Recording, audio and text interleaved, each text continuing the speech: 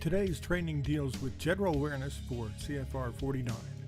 This is required by the U.S. Department of Transportation and the Pipeline and Hazardous Materials Safety Administration. Hi, my name is Brian Orr, and as your outbound quality manager, part of my responsibility is to support and monitor the process for proper handling of hazardous materials within our distribution center. You've been chosen to take this training because it's part of your job here at Volvo. You have the functions that affect the receiving, storage, handling, packaging, shipping, and preparation of paperwork related to hazardous materials. This is a very important responsibility, and this training is provided to give you the required understanding and basic knowledge you need to be safe and effective when dealing with these shipments.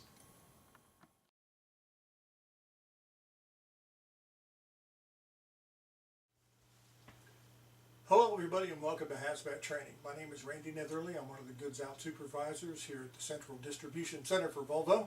I'm also one of the Hazmat Specialists. I'm also a trainer. So you'll be seeing me throughout this video helping you get through this training today. So let's start off with exactly what is CFR 49. Those of you that have not had previous Hazmat experience may not know. Well, it's this manual. It's Title 49 from the Code of Federal Regulations, Parts 100 through 185. And as you can see, there's a lot of information in here. See all the tabs? There's a lot of very specific, detailed information in this manual. This governs the proper transportation, LTL, ground, air, rail, and water for hazardous material within the United States. You are not expected to memorize all this information, obviously.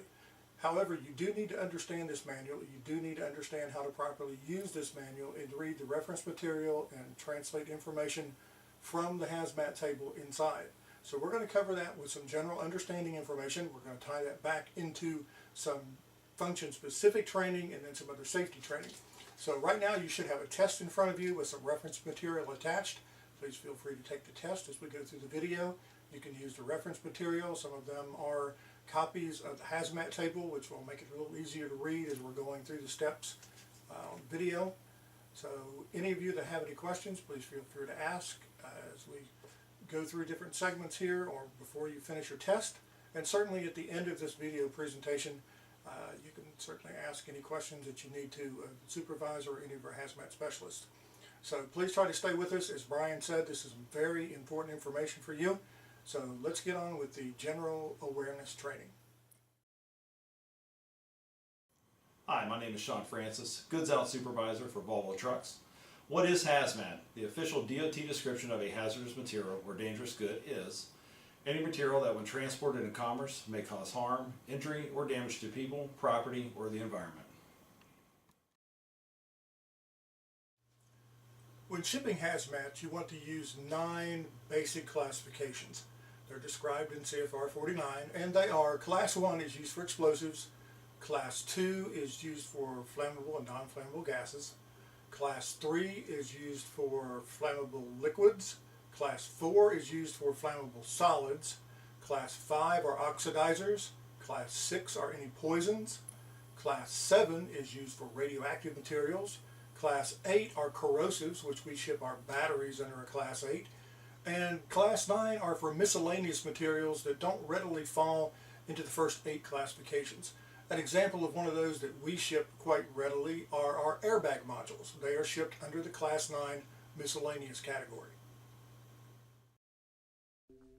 Now let's look at the key components of the hazmat regulations from CFR 49. First, you must identify the material that you have properly so you know how to handle it. Next, once you've identified it, you must classify it within the 9 different classifications of hazardous material. Next, you need to look at the packaging requirements. Based on the hazard presented by the material, that will govern what type packaging it needs. Marking requirements. You need other markings like the UN number and other information, addresses on the package. Labeling is different. Labeling and marking are not the same thing. Shipping papers, manifests, and declarations that are required for your hazmat shipments are also detailed in these regulations. And then if you have a shipment of one type of hazardous material over 1,001 pounds in one shipment, placards must be provided. This is an example of a placard. As you see here, placards are larger than labels and they are used on the outside of transport vehicles when it contains any one type of regulated material for which the total weight of the combined pieces or shipment exceeds 1,001 pounds on a single load. Certain classes of hazmat require placarding for any amount. Examples would be dangerous when wet or radioactive shipments. As a shipper, we are responsible for providing placards when necessary. Many trailers are equipped with flip placards so carriers are prepared to move shipments as needed without having ones provided. Now let's look at a better understanding of the Hazmat table located in CFR 49 in section 172.101. Here you see an example of the table, and about 11 or 12 lines up from the bottom you see an entry for airbag modules, which we ship quite a few of here from Lewis Center. Let's go into a graphic here that better explains how the table breaks down and how you use it for the different areas. As a footnote, before you even go to this table, you must have first properly identified your material. And for our purposes, we use the MSDS or material safety data sheets that are provided by our vendors. Okay, moving along, going to step 1 here in classifying what you have to ship. First of all, you would start using column number 2, where you would find the proper shipping name. Column 3 gives the hazard class or division. 4 gives you the UN number, which is a universal identification for that proper shipping name. Column 5 gives you the packing group, which has Roman numerals 1, 2, or 3, 3 being the least restrictive and 1 being the most restrictive for the more dangerous articles that are being shipped. Step number 2 in this graphic has you check column 1 for a symbol. There are 6 basic symbols generally used in these regulations. A plus sign by the proper shipping name fixes the proper shipping name, hazard class, and packing group for that entry without regard to whether the material meets the definition of that class, packing group, or any other hazard class definition. When the plus sign is assigned to a proper shipping name in column 1 in this table, it generally means the material is known to pose a risk to humans. An A in column 1 denotes material that is only subject to restrictions or requirements when shipped by air. If there is a D present, it identifies the proper shipping name that are only appropriate for domestic shipments.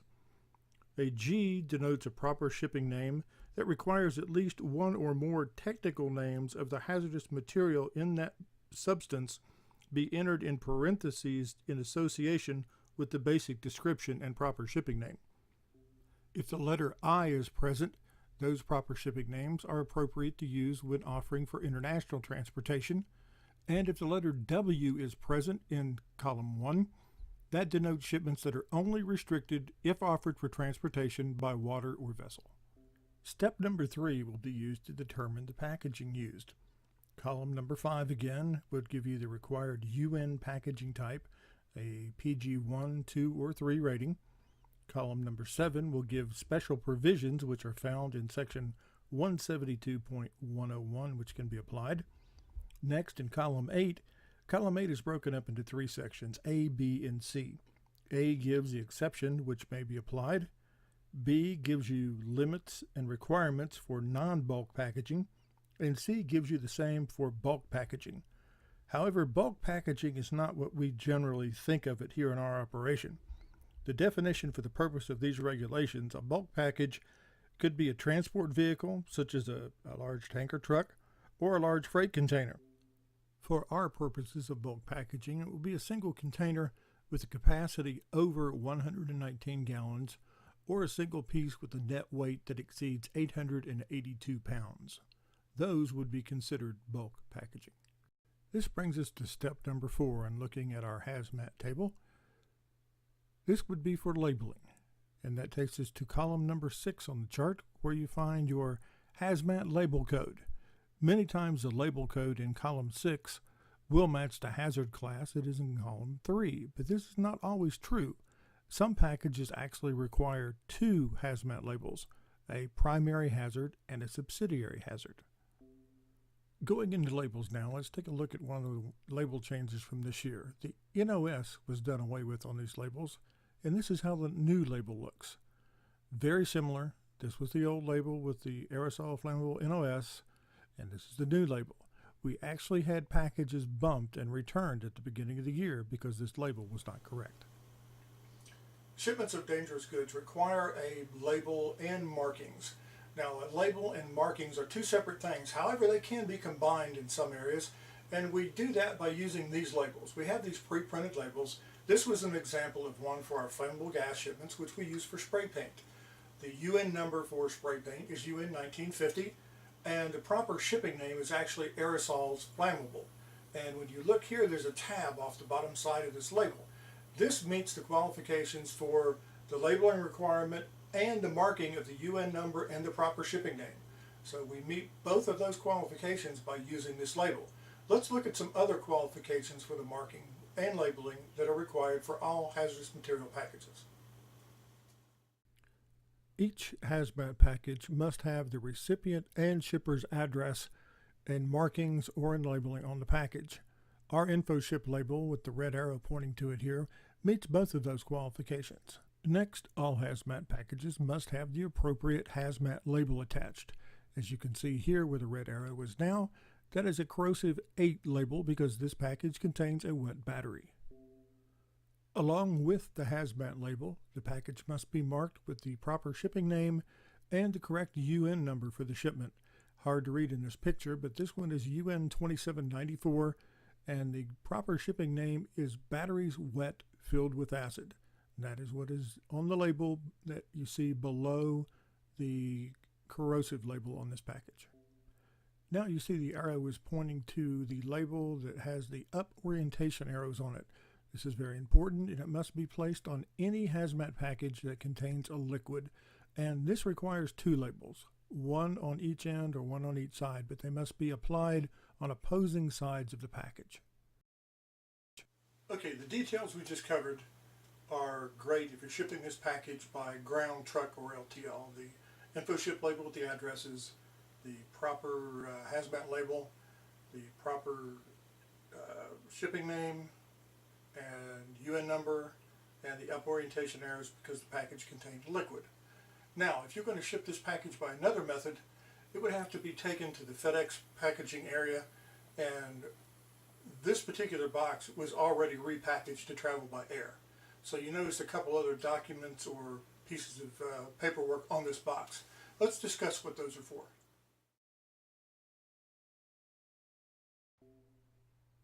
Any piece of hazmat traveling other than ground, LTL or ground truck carrier requires a certification of dangerous goods to accompany the package. So if this package were to travel by air, it would need a shipper's declaration of dangerous goods that looks something like this.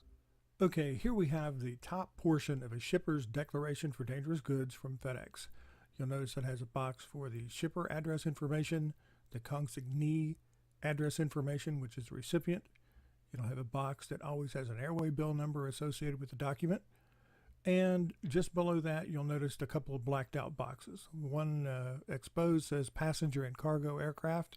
The one that is blacked out says cargo aircraft only. So you black out the box that is not appropriate for your shipment. To the right of that, you'll notice a box that says non-radioactive. Well, the blacked out box says radioactive. So you black out again the inappropriate box. Under nature and quantity of dangerous goods, you describe your dangerous goods with the correct UN number and proper shipping name, which in this case is a UN 3268. It's for airbag modules. They are a class 9, miscellaneous. They're a packing group 3 in a fiberboard box that weighs 1.86 kilograms. And notice it's in kilograms. Lucky for us, the acceptable language is English, but metric is the weight, and it must be given in kilograms. Following that, you'll notice an EX number. The EX number is an exception provided or obtained by the manufacturer for their product. So that EX number must be included on all shipments by air or ground. Taking a look at our demo box once again, you'll notice the pouch on top contains the 3 copies of the shipper's declaration of dangerous goods that's required for each shipment, and down alongside underneath the orientation arrows is the export documentation and extra shipping labels required by FedEx. This is something we're not really going to get into much today because we're trying to keep this centered around CFR 49 and more domestic shipments, but we will touch on it later in function-specific training. Now let's take a look at what some of our truck manifests should look like. Here's an example of a YRC manifest for YRC3. You'll notice there are 5 pages and they all have the YRC designation, and then the other customer information. At the top of the page, we'll zoom in on that so you can see where the emergency contact phone number is. Every manifest used for shipping dangerous goods must include an emergency contact phone number. This is for Chemtrack, who is contracted with Volvo to handle our emergency contact issues dealing with hazmat. Whenever hazmat is included in a shipment, this phone number must be highlighted at the top of every page that has a hazmat entry and on the top page of the manifest. Near the bottom of this page, you see an entry for UN 1263 liquid paint. This should be highlighted on the manifest like this. You should check every page of your manifest to make sure that if there are any hazmat entries or any shipments that they are properly highlighted, and that at the top of the page the emergency contact number is highlighted as well on each page that has a hazmat entry and on the top page of the manifest. These regulations were put in place by the Department of Transportation to ensure the uniform handling of all hazardous materials while traveling in commerce in the U.S. Everyone doing their part to make sure everyone along the chain is safe. No one wants to be that person who caused the error that resulted in injury or damage. Traveling along a road or a highway, if you experience some type of emergency due to an error with hazardous material, it's never a good thing, but at least you can pull over, exit the vehicle, and call for assistance. This becomes much more difficult when you're traveling in an aircraft at an altitude somewhere between 27 and 37,000 feet, sometimes even higher. Here's a picture of a FedEx MD-11 that had to make an emergency landing due to what was believed to be a problem with hazmat. It created a fire on board the aircraft while at altitude. The crew had to call for an emergency landing. They did land the plane safely, and all crew members did get out of the aircraft. There were some injuries, but everyone recovered. This is just an example of why everything must be done right.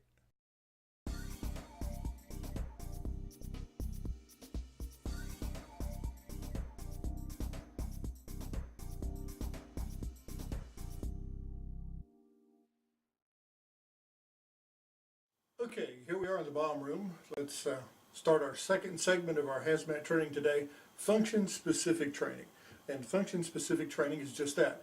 It's training in the specific job function that you perform. Many locations, chemical plants, producers of hazardous materials, all the folks that work there have very specific jobs, very specific job functions, and are highly trained mainly or only for the job that they perform. Here at Lewis Center, at our central distribution plant for Volvo, all of our employees are virtually capable of performing any job in the building because of overtime, farming, changing in job bids, floaters even.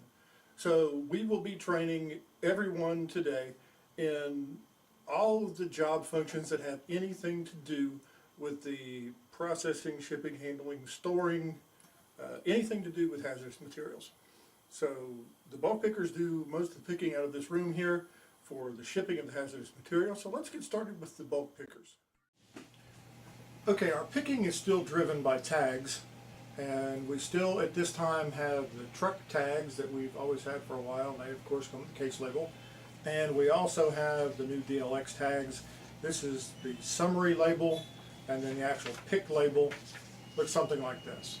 I don't know if you can read the area on there, but it's 65. Most of our bulk picks come out of area 65, which we refer to as the bomb room. So let's go to the bomb room and watch a pick.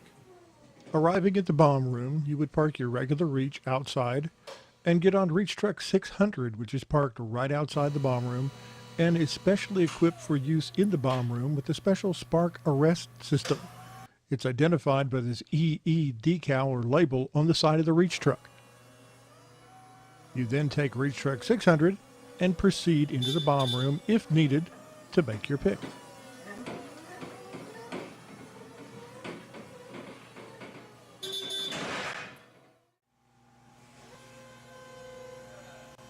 Okay, now we're going to take a look at another pick also in the bomb room. Actually, this is in row 2, aisle 2 in the bomb room. Extremely tight quarters. You need to focus, use good concentration, and watch your clearances while you're making these picks. It's an extremely tight area. You need to watch your forks, watch your backstop on your forks so you don't pop a beam in the rack. You need to watch the clearance behind you with your reach truck. as it's very easy to rub or back into the rack behind you as you are backing the piece out of the rack.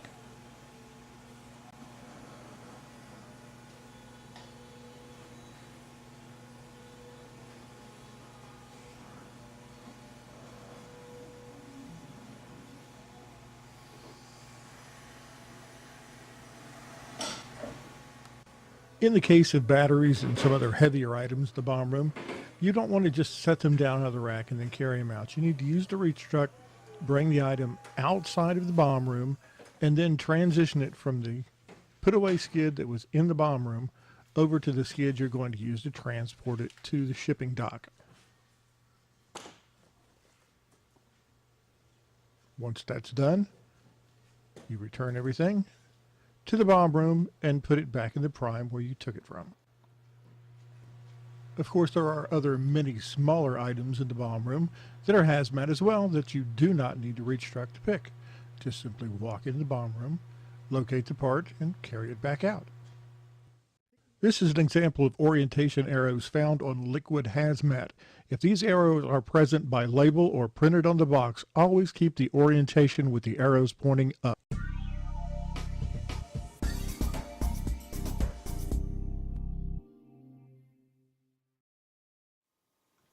Okay, now we're going to take a look at what our low pickers do with hazmat. They actually have very little to do with hazmat. They pick very few hazmat parts. But just like any other hazmat employee, they need to be aware of what the parts are, what they look like, and how they need to be handled. First and foremost, they cannot be mixed in skid boxes or emballagers with parts on a regular order. They must be handled and packaged separately. And Rob Combs, coming here behind me, is going to take us and show us a couple examples. When you're handling pit tickets, you never ship fire extinguishers with a regular order. You never want to cover the UN 1044. You always want to put a case label on top to where it's viewable and not cover this area here. This will be shipped separately from the regular order. These filters here are hazmat material and that'll be shipped in quantities of 10, just like the fire extinguishers we saw earlier. And if you see here, we have a label here stating dangerous goods and apparatus UN 3363. And so these must be shipped separately from regular orders. Okay, what Rob was just showing us are coolant filters that are a Class 9 miscellaneous category, and they're considered dangerous goods and apparatus UN 3363. However, if you pack 2 or more packs of 10 together, they become completely different. They would now be oxidizing solid NOS toxic UN 3087. You need a completely different UN rated box, different labels, and it becomes a completely different classification. Since we do not stock the spec UN 4G packaging needed to package these coolant filters in quantities of more than 10 at a time, you should use the standard sturdy Volvo box and pack them in the Q1 quantity of 10. Leave them shrink wrapped in the tray with the marking on them as they are picked from the prime.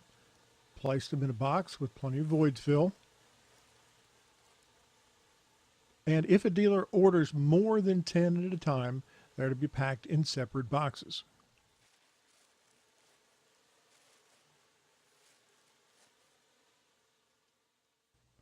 As in for any shipment, make sure the packing list is always enclosed or included in a pouch on the outside of the package.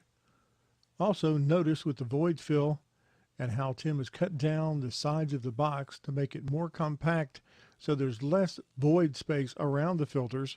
This better protects them during transit. Okay, now let's watch as all the appropriate hazmat and shipping labels are applied to the box.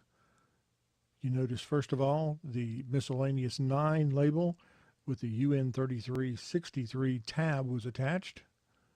Next the case label, then the info ship label. Our box is now ready for shipment.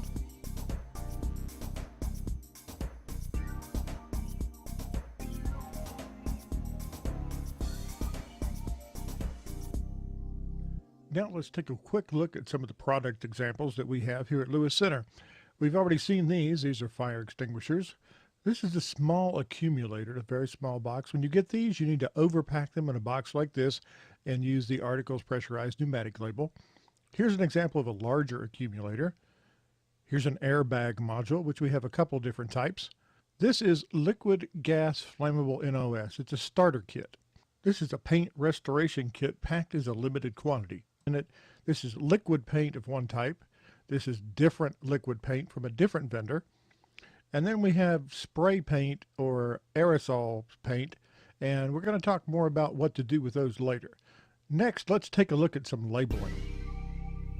We've gone over some of the different types of hazmat that we have here at Lewis Center, and some are pre-printed with labels, some have stick-on labels, but we also have other stick-on labels that we keep at packing stations that are the hazmat label with a tab with the proper shipping name and UN number, which suffices for the description and the marking that is needed on any packages or boxes. I'm going to show you some examples of some of those labels, as well as what the ORMD label looks like.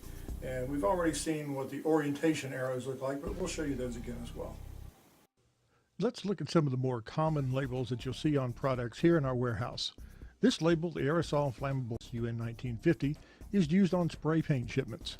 We'll talk more about the spray paint shipments later because they can also be shipped by ORMD. Next up, we have a label for our accumulators. Articles pressurized pneumatic. Next is the corrosive class 8 label seen on our batteries and battery acid. Next is for regular liquid paint. This one is for adhesives. Again, the miscellaneous 9 label that's used on airbags and coolant filters. Once again, the orientation arrows. These are very important and must always be followed and never covered up because they tell us which way we need to keep a package oriented to make sure there are no leaking fluids. We've grouped these labels together so you can see how very similar all these labels are, but yet they are on products that are very different. The top one would be for starter fluid, the others for aerosol spray paint, and the bottom one would be for liquid paint. So they would all need to be ran under different UN numbers and handled differently. So it's very important that you double check the package description and labeling to make sure it's ran properly.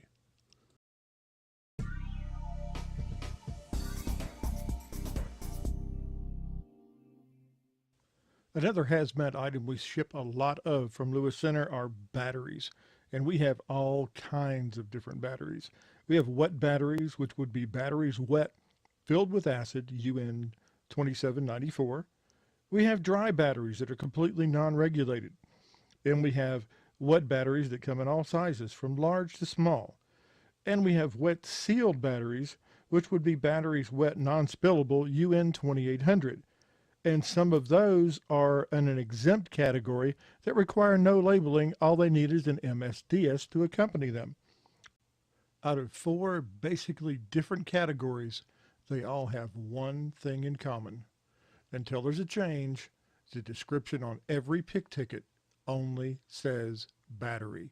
So carefully check your part numbers and make sure you're picking the proper battery. Bulk pickers and shipper loaders must make certain that any type wet battery that is shipped is banded to the correct size skid or emballage bottom. This is to make sure they remain upright during transportation and that they do not get damaged, and also that they do not damage anything else by turning over and spilling the battery acid.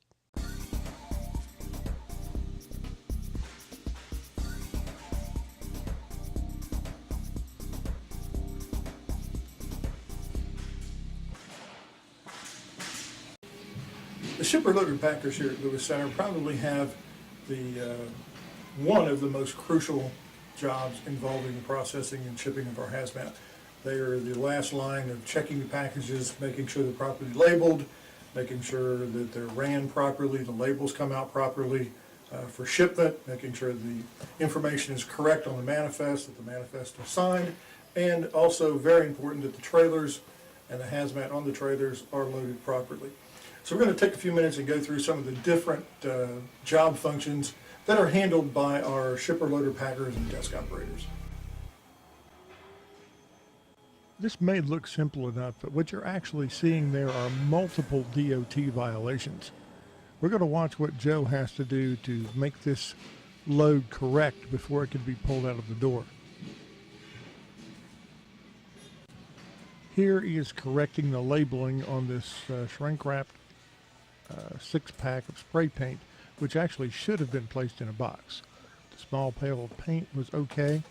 Both of those boxes were missing the correct markings and needed an ORMD label, which had to be fixed as well.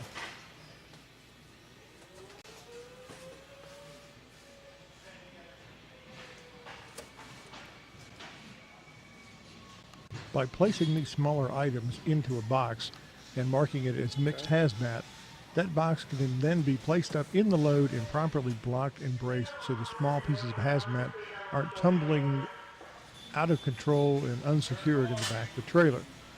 Further, adding a load lock bar provides more stability and safety during transportation. It's very important to always follow all safety procedures whenever loading a trailer, especially with hazmat. You first make sure that the trailer is properly secured and locked into the dock. On the shipping side, we have an electronic automatic docking system, which I'm going to show you how to operate. This is the panel for the docking system. This is the panel for the dock plate. To engage the dock lock, you simply push the button here, mark lock. You'll see the light is flashing red. As the pin comes up outside, the light changes to green to show you that the trailer is properly locked into the dock. Next, you want to make sure that your dock plate is secure and hooked into the trailer, so traveling in and out, you're safe. That's done with this box. You have to push the raise button, which raises the platform, and then there's an extend button to extend the lip into the trailer. You release both after the lip is extended, and the plate settles into the back of the trailer. You are then properly docked and locked so you can start loading your freight. Now that the trailer is properly docked and locked in the door, you need to inspect the inside of the trailer for any type of damage. Check the floorboard for any holes or loose planks. Check the walls for any damage. You also want to check the roof panels of the trailers to ensure there are no holes or leaks so freight is not damaged in transit. Two other things to remember: if the dock lock doesn't work, the wheels must be chocked, and if there's a yard mill or tractor attached, the parking brake must be set and the keys must be removed from the ignition. Even though some days you may get on and off your forklift a lot, anytime you're on the forklift, the seatbelt must be buckled. What you see here is not that unusual for a load out of Lewis Center. However, it probably should be. Notice all the hazmat sitting in the lower left side of the picture. The aerosol cans are not repackaged into boxes as they should be, and this really is not a very stable load. To help you better understand what actual conditions this freight will experience while traveling down the road in a trailer, we've obtained this clip from Yellow Freight to show a videotape of freight moving in a trailer. Our load here is not stacked very tightly, but take note of how tightly packed and cubed the load is in our taken from our recovery services warehouse. And it's a good thing. Watch the top of the 2x4 brace supporting the glass crate. Each test run was 6 minutes long.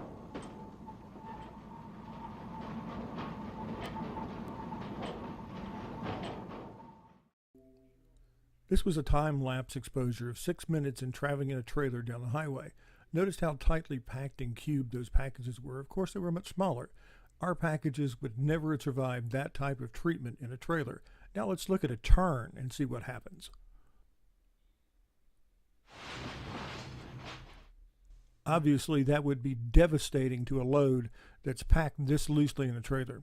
We must stagger loads and block and brace everything much better. Earlier, and as we just witnessed in this video, we have spray paint cans stocked in packages of 6, shrink wrapped in a small white tray.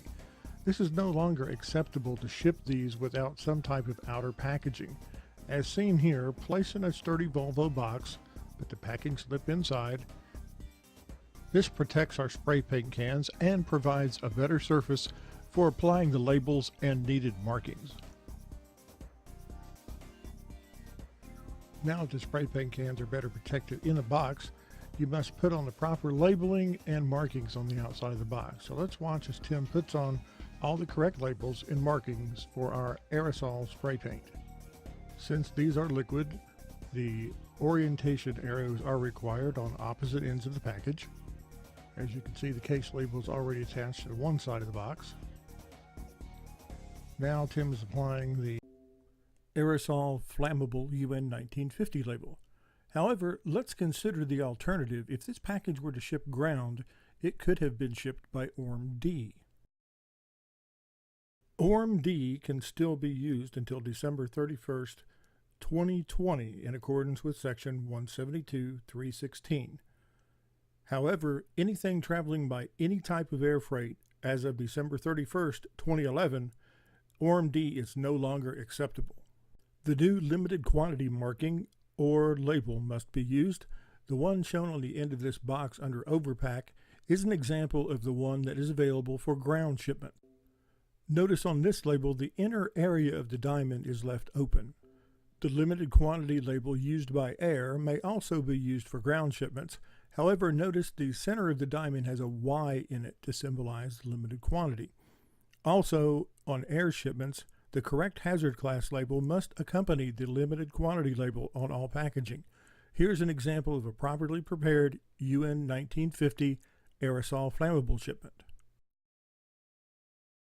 Once you have determined how many, what type, and what size of hazmat packages you will have in your shipment, find an emballage or a skid box, something that these can be properly blocked, braced, and secured into before you put them into your trailer.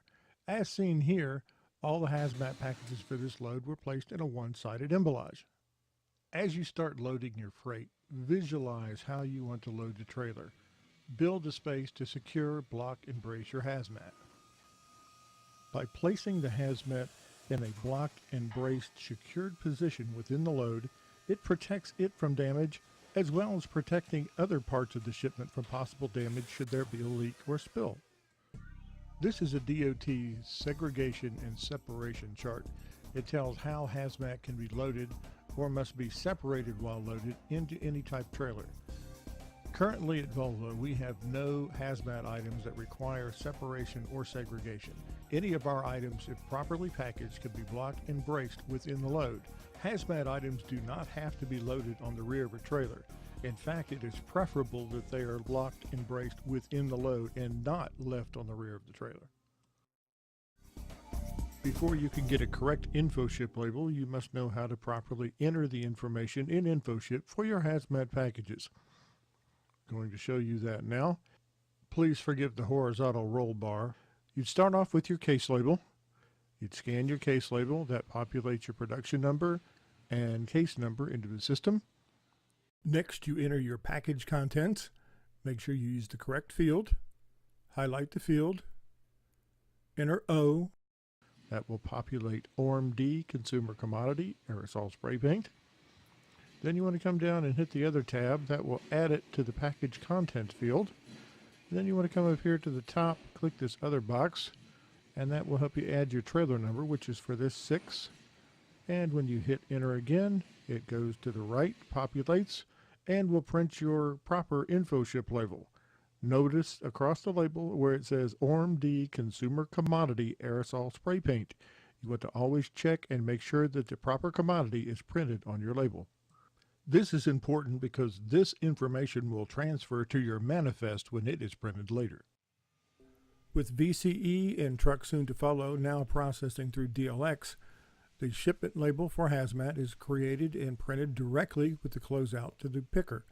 That label goes on the package. You need to make sure the hazmat information is correct, all the other labels and arrows are correct or markings, and then take it to the shipping dock.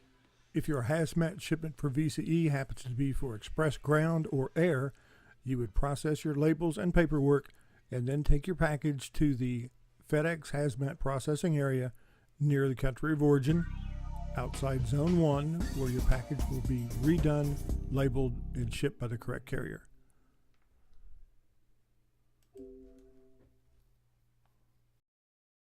Marking and labeling, as you learned in general awareness, is important. It tells everybody who comes in contact with the package what it is and how it should be handled. Since most of our products are prepackaged, you will become familiar with regular items quickly. ORM-D labels with a proper shipping name or product name is certainly the easiest. Paints, both liquid and aerosol, along with our different types of batteries are the most common. Medium batteries to small batteries to some really large batteries. Class 9 coolant filters to oxidizing toxic coolant filters. Explosive 1.4 airbag modules to Class 9 airbag modules. Yes, even engines can be considered hazmat. Even though these seem very different, they share the same basic requirements. All packages and shipments must have the shipper and recipient's address printed on the package. Each must also have a correct UN or NA number if they are a non-bulk package, which most of our shipments are. The proper shipping name and any other EX or exception markings, such as on this airbag module, must also be included on the outside of the package.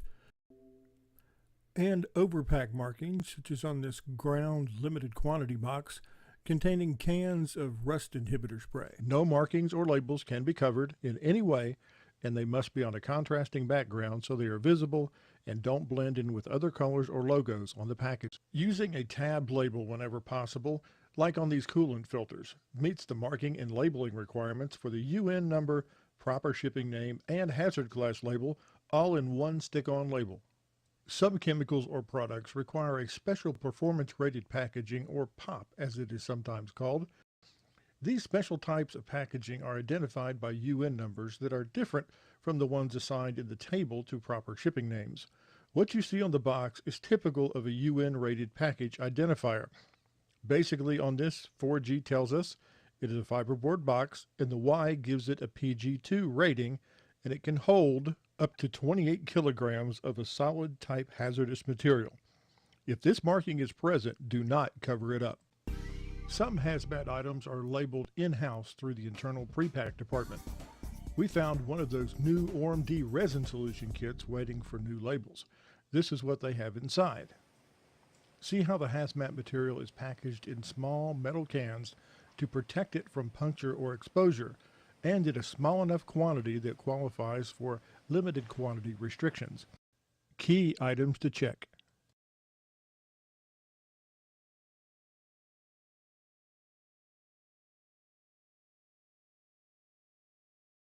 If a package is damaged or not in good condition, do not ship it. Every shipping manifest has the shipper's certification of dangerous goods, which must be signed, whereas they are certifying that all hazmat packages on that shipment are in good condition. And according to CFR 49, Section 172.204, a good faith effort is not enough.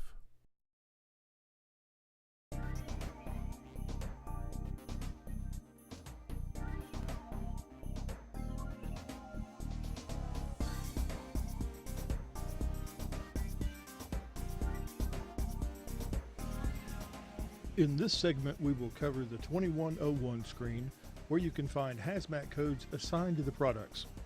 There are three main codes you should be aware of. Haz Code 3 tells you that the part is not considered to be any type of hazmat. Haz Code 4 tells you that it is definitely hazmat and is regulated in some way. And Haz Code 6 tells you that the part is non-regulated chemical based. This could be oil additives, transmission fluid, coolant, or other similar items. Okay, quickly, let's look at some screenshot examples of the 2101 screen. This one shows you, if you look on the left side a little more than halfway down, you'll see the spot where it says Haz Code 3. This item, it shows the part number at the top in the part ID field, and then the product ID for VO. It would tell you that this part is not regulated and is not considered hazmat. This is an example of transmission oil. You can see in the Haz Code column, it's a 6. So it has a chemical base, yet it's not regulated. So we would not treat this as hazmat. Our last example you can see is for paint, and it is a Haz Code 4. So this would be a regulated material. It would require proper labeling and marking and proper handling. It would require orientation arrows and proper documentation on the manifests and paperwork. Another tool we have to classify and clarify our hazmat products is the MSDS, or Material Safety Data Sheets. They are kept electronically on the Volvo J or Join drive. Your supervisor or department manager can access these and print one if you need one for a shipment.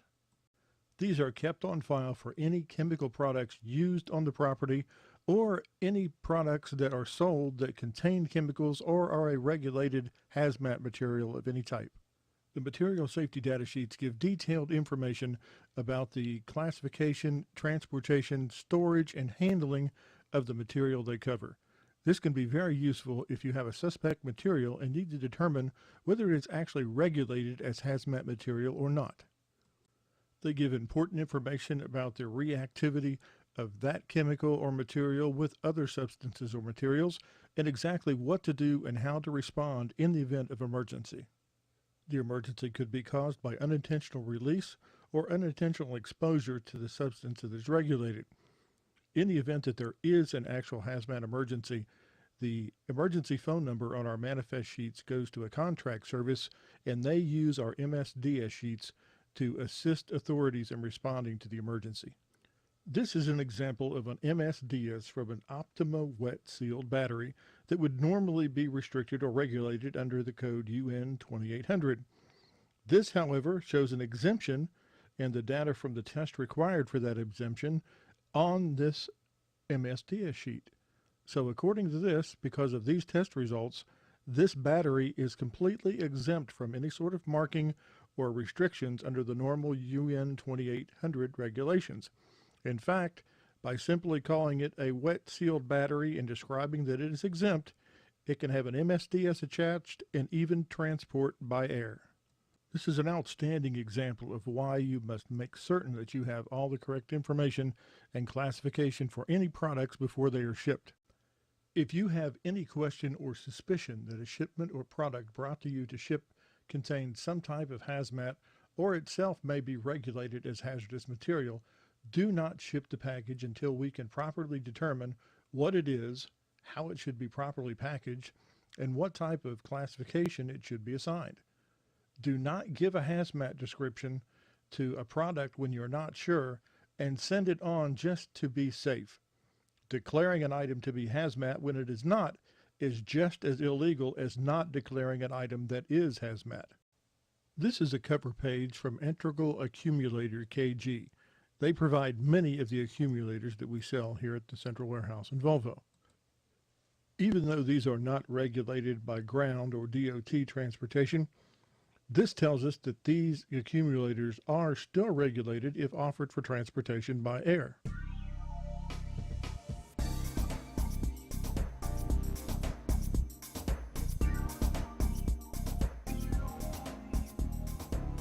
There is a lot of attention to detail that must be followed when generating a manifest for any load, especially one that contains hazmat.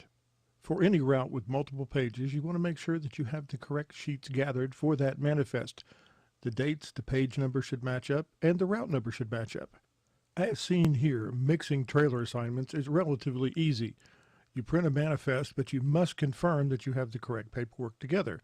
As in the case of YRC with 2 trucks, 2 routes, YRC4 and YRC3.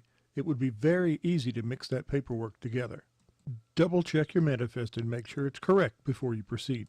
You will generally know when there's hazmat on your route. You should go through every page of your manifest, locate the entries, and highlight them in a contrasting color.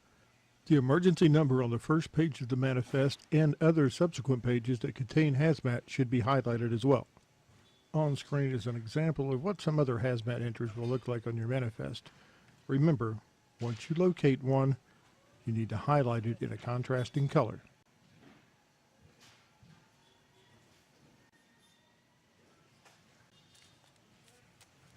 Now that that is complete, if you have a consolidation manifest for routes such as Elgin, Averett, or AAA Cooper, you will tally the amount and type and classification of hazmat that you have on your printed manifest and transfer that over to your cover bill. Here's Stacy filling out a cover bill for the Elgin St. Thomas VCE run. Stacy is using the universal manifest sheet as we use for all cover bills.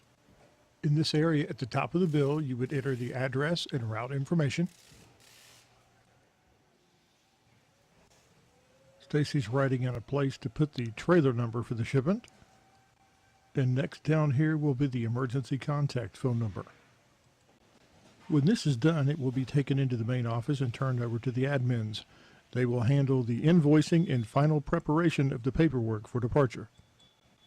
For exports, this number must be available for use outside of the United States. Tonight she only had one piece of hazardous material for this route, so this is where she is writing in the HAZ information, the UN number, proper description, hazard class, and packing group. According to the latest regulations, the basic description of hazmat on the shipping papers must be entered with the UN number first, followed by the proper shipping name, the primary hazard class, followed by a subsidiary hazard class, and then the packing group. As you can see, the entries on the standard InfoShip manifest already reflect the new change in order. Once the form has been filled out correctly, all the entries have been confirmed, the freight is loaded on the trailer, the final step is to sign the manifest. The certification statement must be signed on the generic manifest or the certification statement as well on the bottom of the standard InfoShip manifest must be signed. You're looking at an excerpt from CFR 49, section 172, subsection 204. Your signature is saying that you certify that this shipment is properly described, packaged, and the hazards are identified and communicated correctly according to the regulations. So you need to make sure that this information is correct. And again, it tells us that all applicable regulatory requirements have been met. A good faith effort is not enough. Hazmat is taken very seriously by DOT and OSHA enforcement agents. Having dealt with the DOT and the FAA for many years, I can tell you repeat violations are not received well. Please do your part. If something doesn't look right, there's a good chance it might not be. If the labeling, marking, and packaging is not 100% correct, or if you have any suspicion about a package or item, contact your supervisor or the hazmat coordinator immediately. Don't wait till it's time to load or cut the route. If there's doubt, don't ship it out. What you're looking at now are some of the forms required to ship hazmat via FedEx Ground. The OP900 forms actually come in a sheet like this and are printed by computer. The OP950 forms are also printed from the FedEx standalone computer system that we use located near the country of origin area. We not only process FedEx Ground packages, we process many FedEx Air shipments as well from the FedEx standalone workstation seen here. This is a ground package ready with the shipping papers to go out, and this is a shipper's declaration of dangerous goods for airbags seen here that will be shipping with Federal Express. This large battery and limited quantity shipment of aerosol flammable will also be traveling by FedEx Air. Anyone who is in this job position will receive one-on-one training from a hazmat qualified goods out supervisor as required to handle this job responsibility on the standalone FedEx system.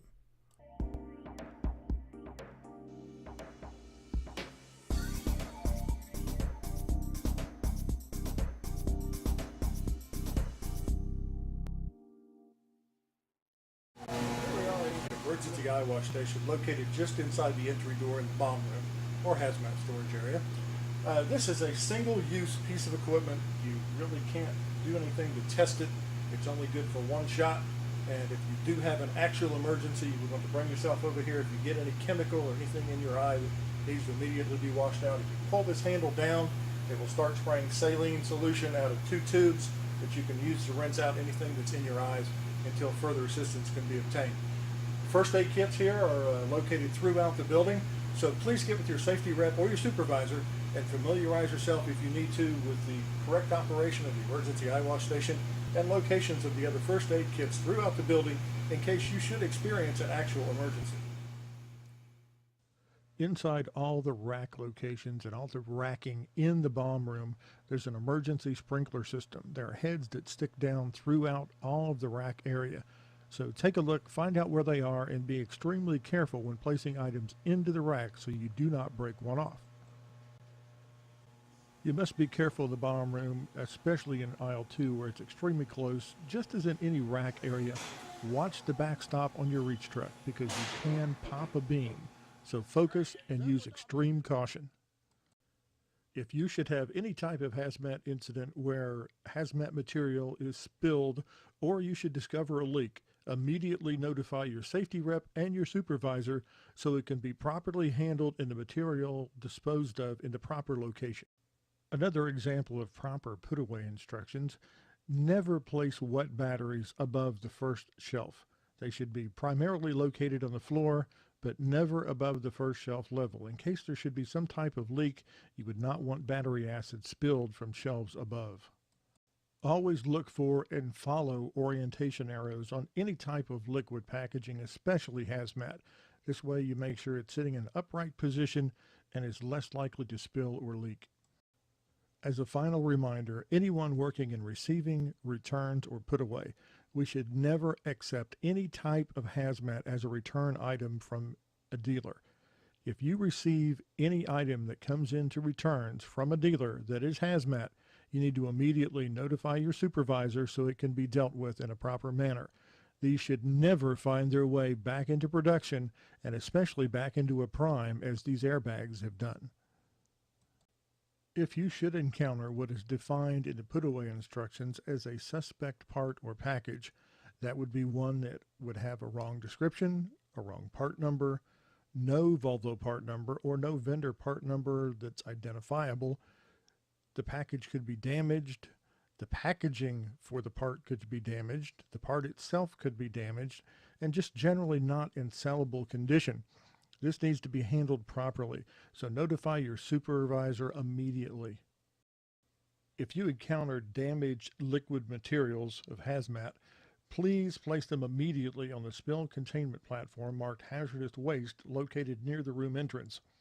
If you should have aerosol cans that become damaged, they should be placed in the 55-gallon drum marked aerosols, and any other liquids that are found leaking should also be placed on the spill containment platform marked hazardous waste near the bomb room entrance. Any of these items you should notify the safety rep of any type spill, and you should also notify your supervisor of the part number and quantity of each that is placed for disposal. When the waste disposal area fills up, as you can see here in this picture, a waste disposal company is contracted by Volvo to come in and properly dispose of the waste material. We are not licensed, or can we handle the waste material or dispose of it on site ourselves. It must be properly dealt with, taken off site, and disposed of in a proper manner. Okay, here at Lewis Center we have a MERT team and we have a safety team. The MERT team takes care of medical emergencies. The safety team, of course, takes care of anything safety related.